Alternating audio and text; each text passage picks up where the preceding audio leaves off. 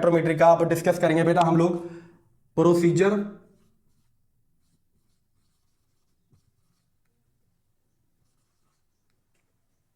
और वर्किंग। ठीक है, यानी काम कैसे करता है। ठीक है, हमारे पास मास स्पेक्ट्रोमीटर जो है वो काम कैसे करता है, उसकी वर्किंग को हमने समझना बाय द वे इसके अंदर। तो सबसे पहला काम जो था बेटा हमारे पास वो क्या था, सैंपल को इंजेक्ट करना। ठीक है, सबसे पहला काम क्या था बेटा आपके पास, सैंपल को इंजेक्ट करना। मैंने यहां पे लिखा था, अगर आपको याद पड़ता हो, मैंने कहा था सैंपल गैस हो सकता है, सैंपल लिक्विड हो सकता है, ठीक है, और सैंपल सॉलिड हो सकता है। तो सबसे पहले आप लिखेंगे यहां पर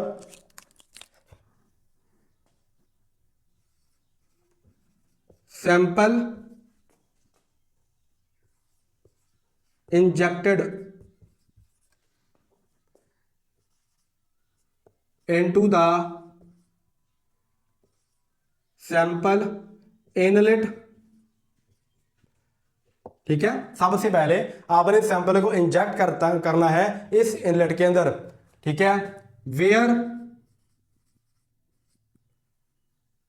यहां पर अब मैं वर्किंग पढ़ा रहा हूं आपको। ठीक है, तो जो मैं लिखा था वो साथ में चैम्बर के नाम वो लिखता जाऊंगा, heating, where heating coil, where heating coil converts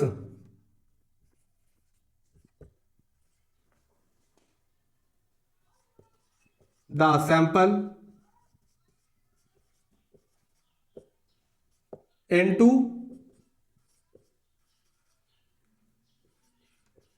gaseous state.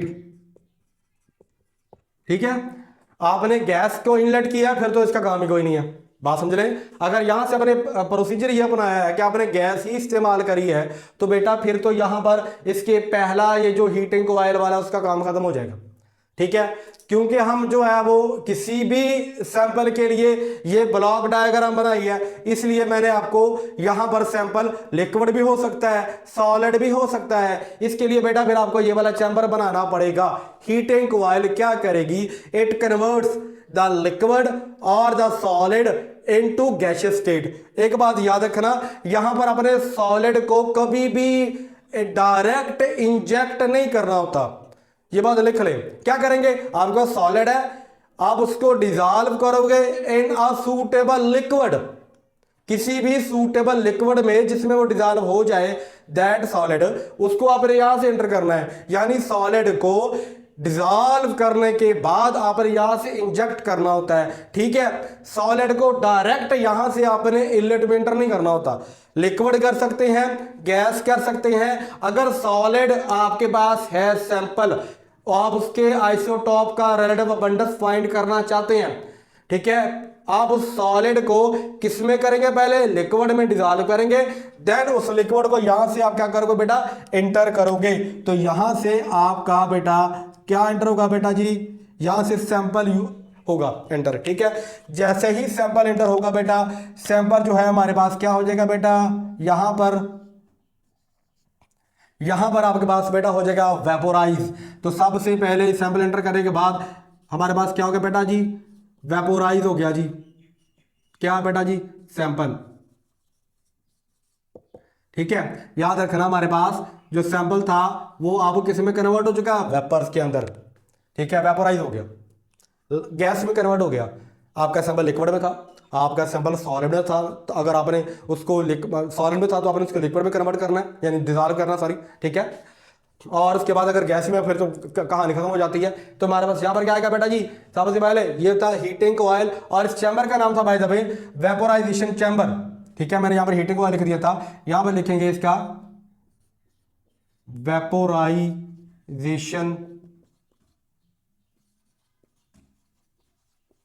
Chamber.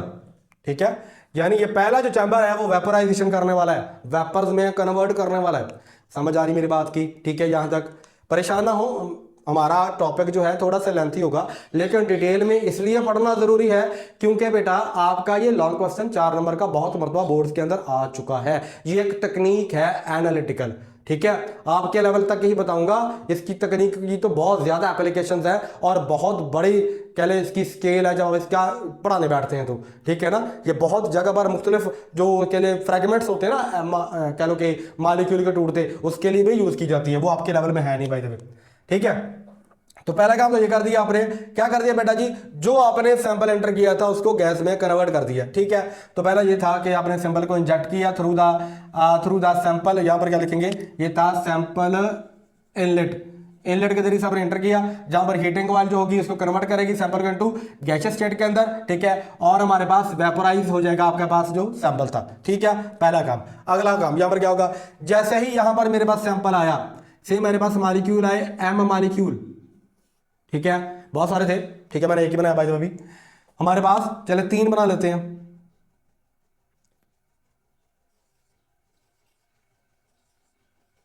ठीक है, 3 हमारे पास मॉलिक्यूल है। ऊपर से बेटा क्या आ रहा है, ऊपर से आपके पास हाई एनर्जी वाले बेटा इलेक्ट्रॉन आ रहे हैं, उनकी बीम आ रही है ऊपर से नीचे, high energy electron beam travel करती है ऊपर से नीचे, ठीक है। एक्चुअली ये क्या है, ये एक इलेक्ट्रिक कैले फील्ड है ना, ये कैथोड है, ठीक है बेटा, ये क्या बोलो, ये कैथोड है, इसको क्या बोलो, ये एनोड है, समझ आ रही है। इलेक्ट्रिक फील्ड में एक नेगेटिव सिरा होता है, एक पॉजिटिव सिरा होता है, ठीक है, ये कैथोड है, और ये कैथोड जो सोर्स ऑफ इलेक्ट्रॉन बीम है, ये किसका बना होता है, डब्ल्यू का, डब्ल्यू का पता है, ये सिंबल है टंगस्टन का, टंगस्टन फिलामेंट, याद होगा आपको 9th क्लास में आपने पढ़ा था, जो कैथोड रेज की डिस्कवरी थी, अभी भी पढ़ेंगे 5वें चैप्टर के अंदर, कैथोड रेज की डिस्कवरी के अंदर हमने जो फिलामेंट यूज करना होता है, ठीक है, या सोर्स ऑफ कैथोड यूज करना होता है, वो कौन सा होता है बेटा जी हमारे पास, टंगस्टन का, ठीक है। टंगस्टन एक ऐसी मेटल है जो कि हाई टेम्परेचर या हीट को रेजिस्ट कर सकती है, यानी वो मेल्ट नहीं होगी, ऐसे कह लो। आपने ये देखी होती है वो जो पुराने बल्ब होते थे ना 100 वाट का, उसमें बहुत छोटी छोटी सी 3 बारीक सी जो तारें होती थी, स्प्रिंग की तरह थी, बहुत बारीक स्प्रिंग नुमा तारें होती थी, वो आपस में जुड़ी होती थी, और जब करंट गुजरता वो चमक जाती थी, ठीक है ना, बल्ब रोशन हो जाता था। और वहां पर यही टंगस्टन फिलामेंट इस्तेमाल किया जाता था, ठीक है। आप अक्सर जब भी इलेक्ट्रॉन बीम का सोर्स पढ़ेंगे या कैथोड एनोड की कहानी पढ़ेंगे ना, वहां पर आपको ये जो टंगस्टन है जिसका सिंबल डब्ल्यू है, ये वाला फिलामेंट मिलेगा इलेक्ट्रॉन्स की बीम के लिए या कैथोड रेज के लिए, वो भी तो इलेक्ट्रॉन ही होते हैं भाई साहब। तो यहां से आपने एक बैटरी जोड़ी हुई है जो कि ऊपर से इलेक्ट्रॉन बीम को गिराएगी इन मॉलिक्यूल्स के ऊपर, समझ आ गया यहां तक। और मैं आपको यहां पर एक चीज बता दूं, जो आपने यहां से एंटर किया था ना सैंपल, उसका जो प्रेशर होता है, प्रेशर इनसाइड द ट्यूब, ये पूरी जो ट्यूब है ये इंस्ट्रूमेंट कह लो, ठीक है, वो जो प्रेशर बेटा होता है वो 10 की पावर -6 टू 10 की पावर -7 टॉर होता है, ठीक है। ये वाली बात आप लोग ध्यान से अपनी बुक पर, बस है इतनी कोई रॉकेट साइंस तो है नहीं, ठीक है, कि इस पूरी ट्यूब के अंदर जो आपने गैस इस्तेमाल की है या लिक्विड इस्तेमाल किया था, उसको गैस में कन्वर्ट कर लिया, उसका जो प्रेशर होगा वो इतना कम होगा, बहुत थोड़ा, 10 की पावर -6। आपको पता है 760 torr is equal to 1 atmospheric pressure जो हम पर लगता है at sea level, 760 torr is equal to 1 ATM। ये तो हमारे पास -6 है या -7 तक जाता है। इट मीन्स कि बहुत ही कम प्रेशर यहां पर गैस का यूज होगा इन मॉलिक्यूल्स का, ठीक है, क्योंकि अगर ज्यादा प्रेशर यूज करेंगे तो ज्यादा रश पड़ जाएगा, ज्यादा रश पड़ जाने से आपको आपके रिजल्ट्स नहीं मिलते होते। कैथोड रेज के अंदर भी आपने उसका जो ट्यूब का प्रेशर होता है इनसाइड का, उसको कम रखना होता है, ठीक है। अच्छा, इसका प्रेशर एडजस्ट करने के लिए बाज़ दफा लिखा होता है कि यहां पर बना ले बेशक, यहां पर वैक्यूम पंप, ठीक है, यहां पर बना ले बेशक, वैक्यूम पंप। ठीक है बेटा जी, वैक्यूम पंप क्या करेगा, इसका प्रेशर मेंटेन रखेगा। नहीं बनाना तो आपकी मर्जी है, मैं वैसे बता रहा हूं। ठीक है, तो यहां पर वैक्यूम पंप क्या करेगा, इसका प्रेशर साइड मेंटेन कर रखने के लिए होता है भाई साहब। अब ये जो हाई मूविंग इलेक्ट्रॉन बीम है, ये इसके खास कह लो कि स्पीड होती है, एनर्जी होती है, और वो एनर्जी इतनी होनी चाहिए कि मॉलिक्यूल से टकराए और इलेक्ट्रॉन को निकाल दे। ठीक है, तो हम इसके लिखेंगे दूसरा, पहला तो हमने लिख दिया by the way vaporisation chamber वाला। ठीक है, दूसरा कौन सा था हमारे पास बेटा, दूसरा चैम्बर था हमारे पास ionisation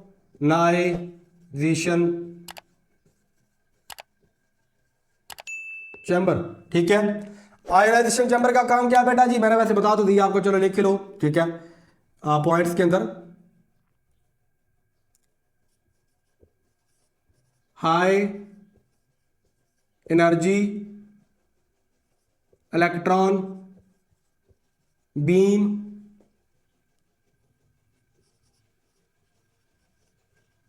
bombarded on the sample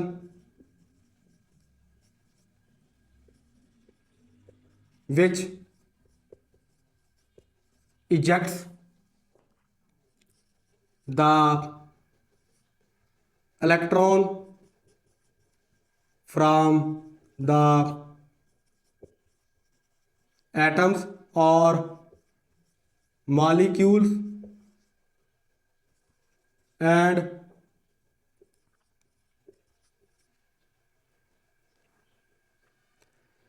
makes them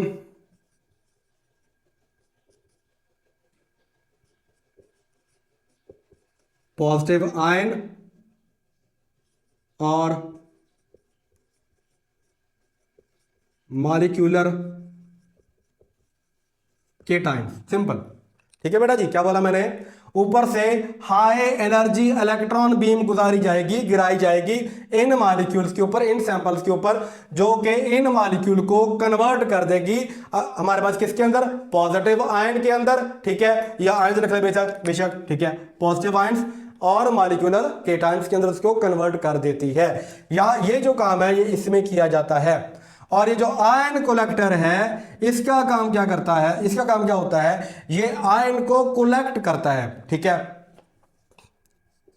यहां पे लिख लें बेशक आयन कलेक्टर। ठीक है, आयन कलेक्टर। ठीक है, आयन कलेक्टर कह लो। ठीक है, या इलेक्ट्रॉन कलेक्टर कह लो आप इसको। भाई ये करेगा, ये आने वाले जो इलेक्ट्रॉन है उनको कलेक्ट करेगा। ये आने वाले कैसे करेगा, देख जरा। अब मैं इसको थोड़ा सा इस मॉलिक्यूल को बड़ा करके बनाऊंगा। यानी आपके पास है ये न्यूक्लियस, ये मॉलिक्यूल, और ये आ गया हमारे पास। ठीक है बेटा जी, ये मैं कहानी यहां से बता रहा हूं, याद रखना। इसमें 2 इलेक्ट्रॉन है। ठीक है, इसमें इलेक्ट्रॉन यहां पर, यहां पर, फिर यहां पर और यहां पर, ऐसे कह लो। ठीक है, और हमारे पास क्या है बेटा जी,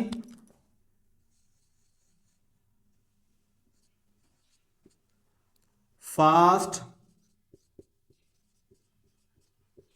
मूविंग इलेक्ट्रॉन। ठीक है, या बीम ऑफ इलेक्ट्रॉन कह लो। ये जो इलेक्ट्रॉन है, ये जब इस इलेक्ट्रॉन से जाकर टकराएगा तो इसको बाहर निकाल देगा, नॉक आउट कर देगा। समझ आई? यानी यहां पर जो मॉलिक्यूल आपने एंटर किए थे, ये जो मॉलिक्यूल हैं, जब इसमें से गुजर रहे होंगे, इस चैम्बर में से, ऊपर से आप इलेक्ट्रॉन की बीम को गिरा रहे हो। इलेक्ट्रॉन हाई एनर्जी रखते हैं, उनकी स्पीड बड़ी तेज है। ठीक है, वो टकराएंगे इन मॉलिक्यूल के साथ, ये एटमों के साथ, और उसमें से एक या एक से ज्यादा इलेक्ट्रॉन को निकाल देंगे। ठीक है, अगर मेरे पास ये कोई एटम था M, ठीक है, इसमें एक इलेक्ट्रॉन टकराया है। एक इलेक्ट्रॉन के टकराने के बाद मेरे पास ये बना M पॉजिटिव, और मेरे पास बेटा जी 2 इलेक्ट्रॉन निकल जाएंगे। एक होगा पुराने वाला और बेटा एक होगा नए वाला। समझ आई यहां तक? मतलब ये एक मॉलिक्यूल था, एटम कह लो। ठीक है, इधर से अगर इलेक्ट्रॉन टकराया, टकराने के बाद ये वाला भी बाहर जाएगा और इसको भी नॉकआउट कर देगा। तो मेरे पास ये जो कोई भी कह रहे मेरे पास सैंपल था, उसको मैंने m से रिप्रेजेंट कर दिया है, ये बन जाएगा m पॉजिटिव, और ये पहले वाला इलेक्ट्रॉन बीम वाला इलेक्ट्रॉन है, और ये एटम के अंदर से, मॉलिक्यूल के अंदर से निकलने वाला इलेक्ट्रॉन है। यानी 2 इलेक्ट्रॉन चले गए, एक तो ऊपर से आ रहा था, एक मॉलिक्यूल में से निकाल दिया। ठीक है, ये दोनों जो आयन है, ठीक है, इन दोनों आयन को अट्रैक्ट करेगा बाय आयन कोलेक्टर। समझ आया? यानी ये जो आयन कोलेक्टर है, ये क्या करेगा, ये इकट्ठा करेगा इलेक्ट्रॉन्स को। समझ आ गया? ये जो आयन कलेक्टर है, ये इलेक्ट्रॉन को, आने वाले इलेक्ट्रॉन को कैप्चर करेगा, पकड़ के रखेगा। समझ आ गया यहां तक? आने वाले इलेक्ट्रॉन को कैप्चर करने का काम होता है इस आयन कलेक्टर का या इलेक्ट्रॉन कलेक्टर का। आप इसको ये भी कह सकते हैं, जो मैं लिखा था यहां पर देखो, तो यहां इसको बोला था, ये होता है एनोड। समझ आया बच्चों? ये एनोड है या आयन कलेक्टर है। इस एनोड को एनोड क्यों कहेंगे, आप जाकर मेरा केटाइन वाला एक लेक्चर है वो देख ले, आपको कैथोड का, एनोड का नाम किधर से आया, कैसे रखा गया, क्यों पुकारा जाता है, वो आपको समझ में आ जाएगा। यहां तक समझ आया कि मेरे पास मॉलिक्यूल आए, ऊपर से इलेक्ट्रॉन बीम आई, उसने उन मॉलिक्यूल में से इलेक्ट्रॉन को निकाल दिया, इलेक्ट्रॉन नीचे इकट्ठे हो गए। ये जो मॉलिक्यूल थे, ये अगर एटम होंगे तो मॉलिक्यूल, ये केटाइन आयन बन जाएंगे। ठीक है, अगर मॉलिक्यूल होंगे तो मॉलिक्यूलर केटाइन बन जाएंगे। इज दैट क्लियर बेटा जी? अब आगे आ जाओ। इसके बाद ये जो मॉलिक्यूल होंगे, ये आगे मूव करेंगे थ्रू दैट नैरो, हमारे पास जो स्लिट थी। ठीक है, इस सुराख में से ये जो है मॉलिक्यूल मूव करेंगे। ठीक है, ये मॉलिक्यूल इसमें से मूव करेंगे इधर को, ये वाले मॉलिक्यूल। अब मॉलिक्यूल नहीं है, अब ये केटाइन बन चुके हैं, पॉजिटिवली चार्ज एंटिटीज बन चुकी हैं। याद रखिए बेटा, आपने ये पढ़ लिया इस चैम्बर का, पहले का पढ़ लिया, आयनाइजेशन चैम्बर का पढ़ लिया। तीसरा था हमारे पास एक्सेलरेशन चैम्बर। एक्सेलरेशन चैम्बर,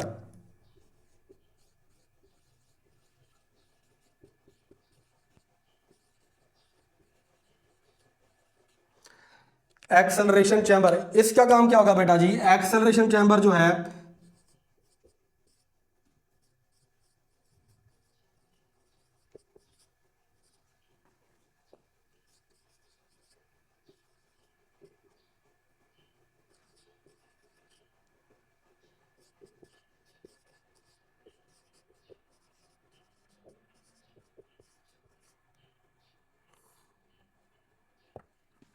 ये काम है इसका।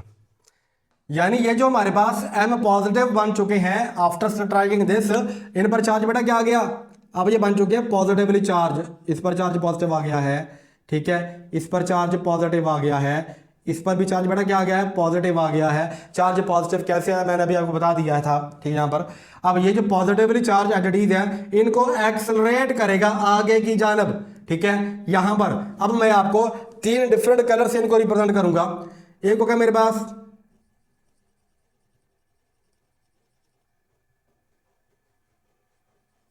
ठीक है, ब्लैक में कह लो। ठीक है, सबसे बड़ा रेड वाला बना दें।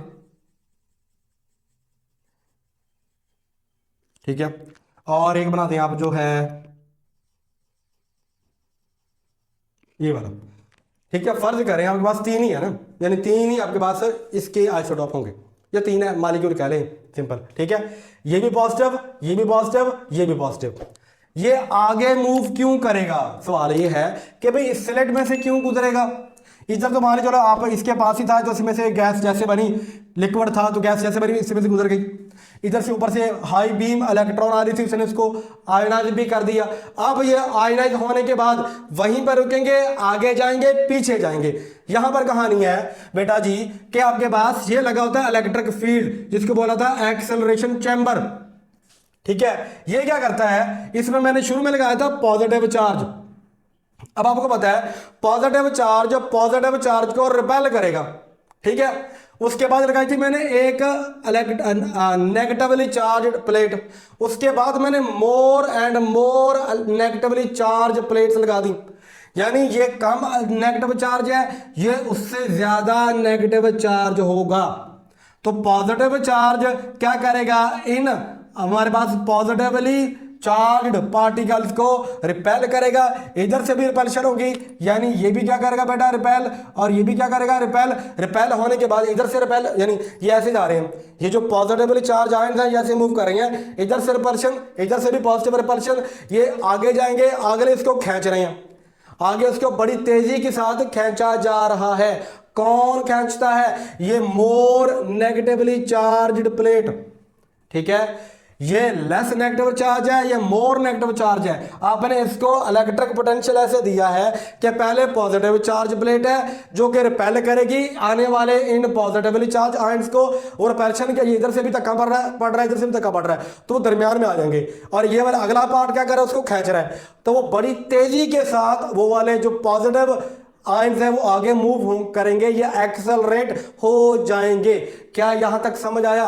यही बात आपकी बुक वाले ने किसी और तरह से बताई है, उसने ग्रेड बना दिया है एक शुरू में ही, और वो बता रहा है कि वो ग्रेड जो एक्सेलरेट करेगा, उससे ना आपके बहुत सारे सवाल रह जाते हैं, उनके जवाब आपको तिशनगी नहीं होती कि ये मूव कैसे करेगा, नेगेटिव ने उसको पकड़ा क्यों नहीं, ठीक है। अब देखो ना क्या कर रहा है, ये रिपेल कर रहा है, ये वाला पॉजिटिव रिपेल कर रहा है, इधर से पॉजिटिव रिपेल कर रहा है, वो ना इधर जा रहा है ना इधर जा रहा है, बल्कि आगे आ रहा है, अगला उसको बड़ी स्पीड से खींच रहा है, ठीक है ना। तो बजाय जब स्पीड से खींचा जाएगा ना, वो उसके साथ आकर चिपका के नहीं आगे गुजर जाएगा। सुनो, अब सवाल बाद दफा सवाल ये भी पैदा होता है कि वो रुकता क्यों नहीं है और आगे क्यों चला जाता है। इसकी रीजन ये होती है कि हमारे पास ये जो पॉजिटिव चार्ज एंटिटीज है ये वहां पर रुकने की बजाय आगे मूव कर जाएंगी। वजह ये है कि ये वाले जो हमारे पास पॉजिटिव एंटिटीज हैं इनके नेगेटिवली चार्ज्ड इतनी तेजी के साथ एक्सेलरेट कर रहे होते हैं कि वो हमारे पास बजाय के वहां पर रुके वो आगे गुजर जाता है। इसका हमारे पास ये पॉजिटिव एंटिटीज उसको रिपेल करने का रीजन भी आता है, ठीक है।